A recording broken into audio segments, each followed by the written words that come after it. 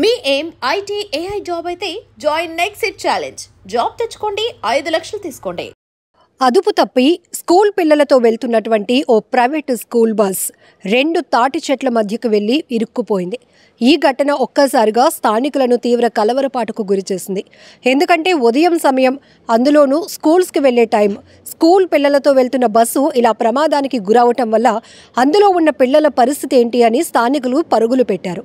విశాఖ జిల్లా భీమిలి పద్మనాభం మండలంలో ఈ ఘటన జరిగింది.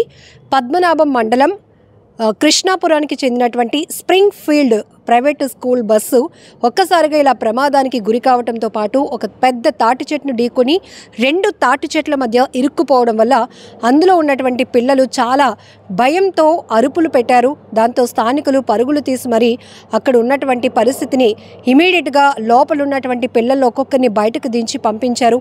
ఆ తర్వాత ఈ కొంచెం డౌన్లో ఉన్నటువంటి 2 తాటి చెట్ల మధ్య ఈ బస్సు ఇరుక్కుపోయింది. దాన్ని బయటకు తీయడం చాలా కష్టమవుతోంది. క్రెయిన్ సాయంతో గనుక బస్సును అయితే కనుక బయటకు తీయగలరు, లేదు అంటే చాలా కష్టం. సో ఇక్కడ స్థానికుల డిస్కషన్ కూడా మీకు ఆడియోలో వినపడుతోంది. సో పూర్తి స్థాయిలో మంచి వెల్ ఎక్స్పీరియన్స్డ్ వాళ్ళని కాకుండా తక్కువ జీతాలకి కొద్దో గొప్ప డ్రైవింగ్ వచ్చిన వాళ్ళని పెట్టేసుకుంటూ ఉండడం వల్ల కూడా ఎక్కువ శాతం వాళ్ళు వెహికల్స్ని కంట్రోల్ చేయలేకపోతున్నారు. ప్రమాదం జరుగుతుంది. ఇక్కడ బస్సు మాత్రమే ప్రమాదానికి గురైంది, ఎవరికి ఏమీ జరగలేదు కాబట్టి సరిపోయింది. అందులో చాలామంది పిల్లలు ఉంటారు, డ్రైవర్, అలానే వాళ్ళ పరిస్థితి ఏంటి, ఒకవేళ ప్రమాదం పెద్దదైతే గనుక పిల్లల పరిస్థితి ఏంటి, తల్లిదండ్రులు ఎంత విలవిల్లాడిపోతారు ఒకసారి ఊహించుకుంటేనే. ఇవన్నీ కూడా స్థానికులు అక్కడ డిస్కస్ చేసుకుంటున్నటువంటి పరిస్థితులు కూడా కనబడుతున్నాయి వీడియోలో. ఎందుకంటే ఎక్కువ శాతం అక్కడ మలుపు దగ్గర వాళ్ళకి ఎక్స్పీరియన్స్ లేకపోవడం వల్ల ఈ బస్సులని కంట్రోల్ చేయలేకపోతున్నారు. ఆపోజిట్లో వస్తున్నటువంటి వెహికల్ను తప్పించిపోయి అదుపు తప్పి ఇలా 2 తాటి చెట్ల మధ్యకి వెళ్ళిపోయి ఇరుక్కుపోయింది బస్సు.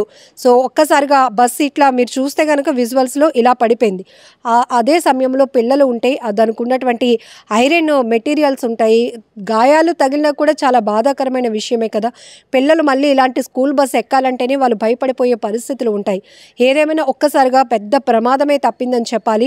ఆ సమయంలో స్థానికులు రెస్పాండ్ అయిన విధానం మనం మాట్లాడుకోవాలి.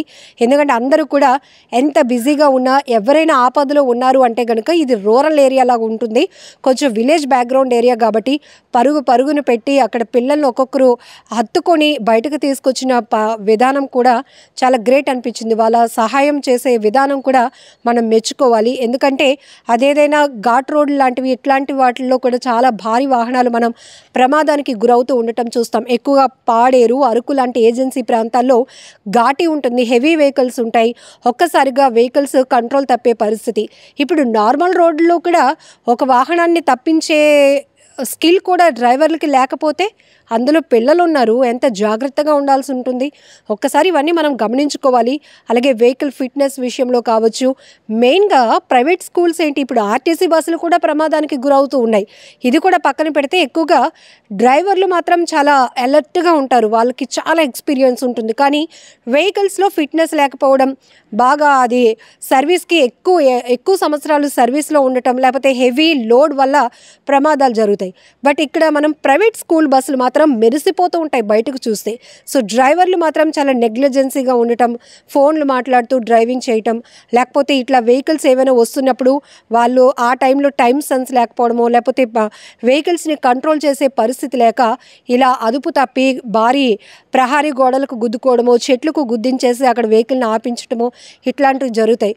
ఒకవేళ అది పెద్ద ఘాటి అయితే కనుక ఈ ప్రమాదం లోయలో పడే అంత ప్రమాదం తప్పిందని చెప్పాలి. సో ఏది ఏమైనా ఎవ్వరికి ఏమీ కాకపోవడం, అందరూ ఊపిరి పీల్చుకున్నారు. బట్ ఈ బస్సును మాత్రం క్రేన్ సాయంతో బయటకు తీయాల్సిన పరిస్థితి ఉంది. సో ఏది ఏమైనా ఒక్కసారిగా భీమిలిలో ఈ ఘటన ప్రతి ఒక్కరిని ఉలిక్కిపాటుకు గురి చేసింది. And for more videos, please subscribe to iDream. Please subscribe to iDream. Please subscribe iDream. And please subscribe to iDream.